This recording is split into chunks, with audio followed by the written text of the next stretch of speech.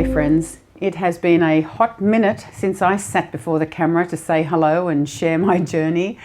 I say the same thing all the time, don't I? I've been in the cave, yada yada yada, so I don't even need to say that. I think you know me well enough by now, although you may be new to this channel, and if you are, I just want to say thank you so very much for stopping by. I had so many big plans when I started this channel, and things have changed and evolved so much since then. I've decided not to fight it, even though I have these very sparky ideas. A lot of them were fixed in my mind as to what I was going to do, how I was going to execute my offerings and all that stuff. And then things just change and change again, hence the liminal lark ever evolving. So I decided, look, just go with the flow. You can't fight it. It's not going to be organic if you do. So when I need to go and put my head down and sit quietly in my personal space, I just do it. And so that is why, once again, it's been a while. And honestly, I don't know about you, but I've been juggling. It's like the Two of Pentacles on steroids, juggling that excess 2 energy this year, 2022. And I knew that was going to happen. And to add to that, in my personal world, I'm in a 2 personal year. Yay! So, yeah, quite a juggling act, right? I'm quite interested actually to see like how this year is unfolding for you. I'm finding this far more challenging than 2021 and 2020, to be honest. So much I could say, but I don't want to make this video a long one. I really wanted to jump on to say hello and let you know that finally, after I would say at least 12 months at a guess, I put some oracle cards, oracle decks that I was creating for myself to print. Once again, I just decided to allow it to unfold as it sees fit. I didn't want a strict timeline. So it was one of those sort of intermittent projects where when I felt really motivated to do so, to jump in there and search for free stock images, which is the style of these oracles, by the way. Sadly, I am no artist. I wish I could say they're all hand painted by me, but that is not going to happen. Maybe watercolors, abstract in the future. I'm working on that one. But in the meantime, I decided to go onto Unsplash and source some images. I am a huge fan of photography, so I love swimming around on that website and others, similar thing. So I decided, why not just make or create an oracle deck that suits my needs. And that also came out of the desire to sell and or move on, give away a bunch of oracle decks that I had in my collection that I purchased over a period of about 8 years, and purchased them locally from used bookstores. And I was so blessed when I first moved here, which is 11 years ago. There seemed to be so many oracle decks on their shelves because they were so inexpensive. I bought quite a number of them to use with clients, and I could rotate them and all that. But I do believe, if I'm honest, there was also impulse buying. There was excitement because, hey, that's $8. That's so inexpensive. What a bargain. All of them in perfect condition.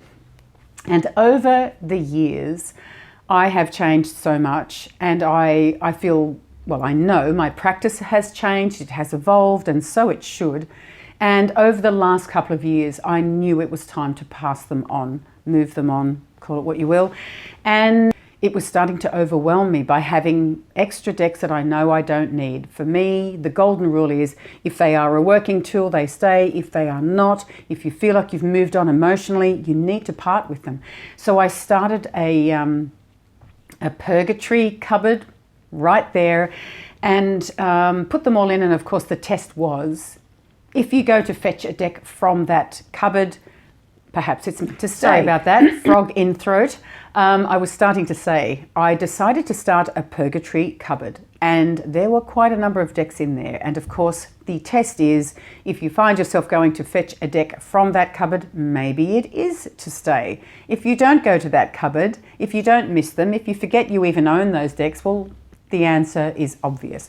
So out of all the decks that I placed in there, Tarot and Oracle, majority being Oracle, actually, when I think about it, there were more tarot decks just quietly that I had to let go of more than I realized. I'm not going to suggest I was in denial. I was just a bit lazy. That's what it boils down to. And that's what I was going to say to you, that first of all, out of all of the decks in there, the only one I retrieved was the Dreams of Gaia.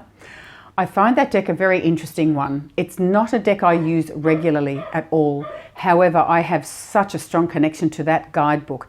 So I find that if I do it's normally just a 1 to 3 cards, no more, and delve into that guidebook. It's very, very potent and always spot on.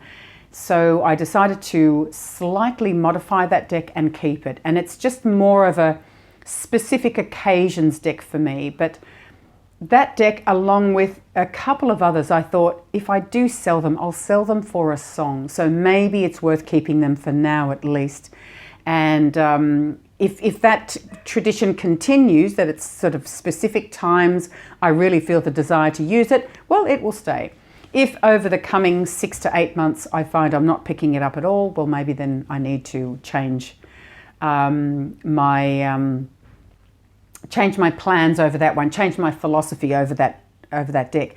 So maybe in another video I'll share with you what I parted with and what I decided to keep. And I estimate I sold about 40 decks all up over a period of 3 months or so, which is really good. And my point of this whole story is I don't regret it at all. I feel lighter within.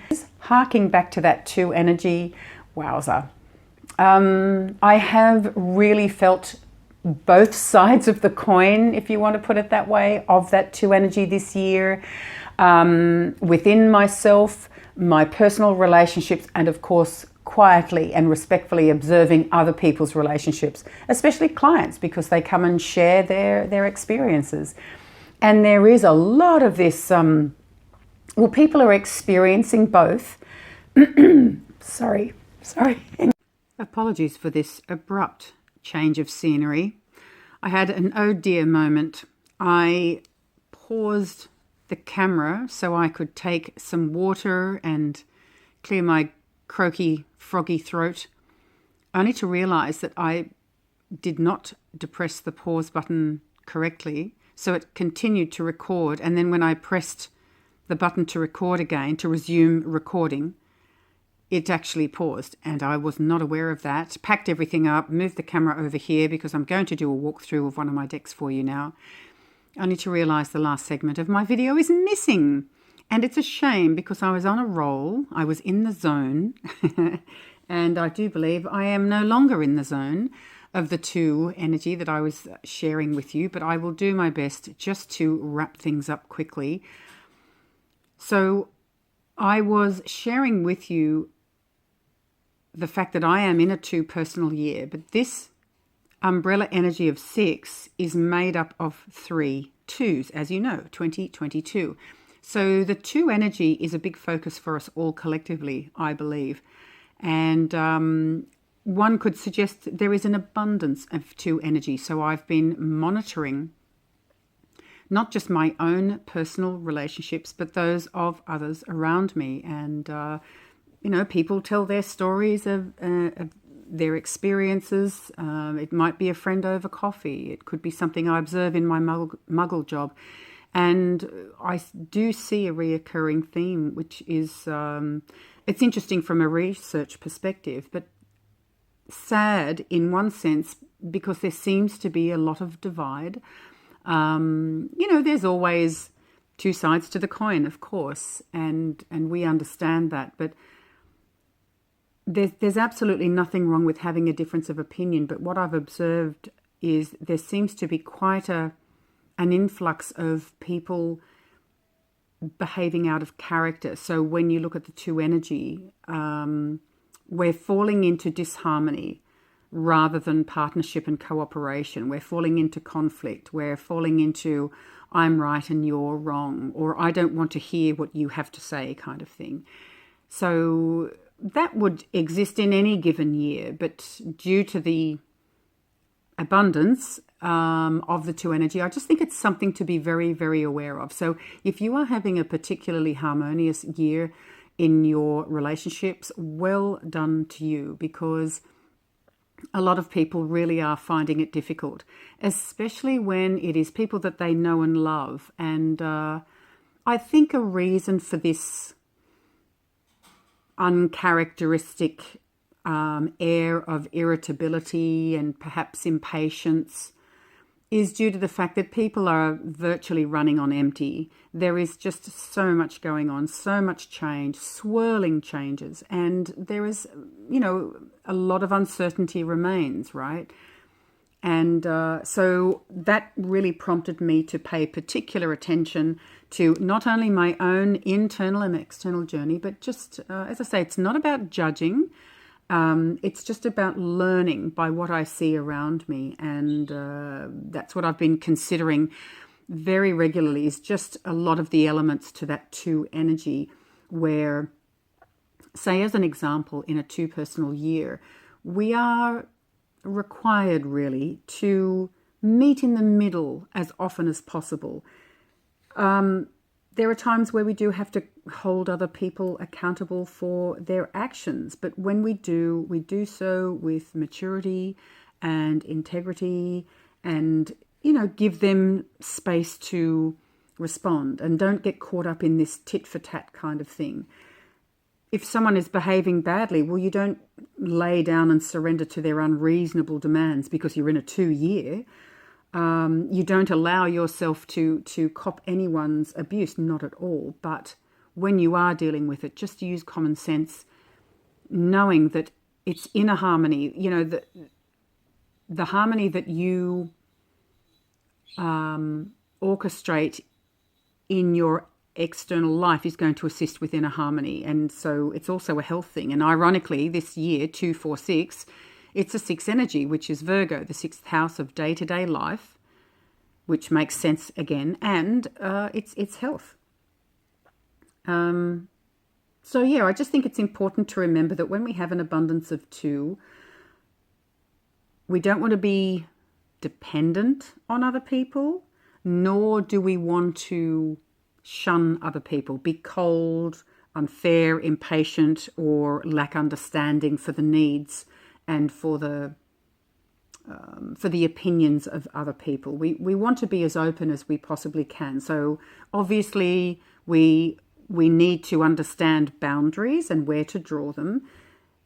But once again, rather than having 2 opposing teams where conflict is assured, let's just have 2 differences of opinion and a healthy debate. I've observed a lot of divide and separation rather than cooperation this year, and I guess that's my point. It's a little bit sad. However, I understand. I understand why people are feeling that way. They feel they need to defend themselves. And at times we do, but defending yourself in a healthy way is not the same thing as being defensive and maybe a little aggressive, right? So all in all, I've been very conscious of that, because I have had some very frustrating moments this year dealing with other people, especially in a working environment where people who are normally extremely cooperative, very easygoing in fact, all of a sudden appeared to be quite obstreperous and even at times unpleasant, very crotchety over the phone, unreasonable, just really didn't want to... it's almost like they were going out of their way to be uncooperative, which is a real shame. And this one particular person I'm thinking of has calmed down since, and that's where, once again, I think it's certainly a good thing if you can possibly cut them a little bit of slack at the time and stop and consider why they may be behaving that way. Why they may be behaving that way, especially if it is out of character. Just lend a little bit of heartfelt understanding, and as I suggested, all the while knowing when to draw the line in the sand. Oh, and one thing I wanted to mention too before I go, another thing we have to be really careful of when there's an abundance of two is when you do have your tribe by your side, which is wonderful, if anyone in your tribe behaves, in an unsavory manner, the idea is not to defend them just because they are your tribe, because then you're putting someone else who may be a little distant from you or who's just not part of your inner circle.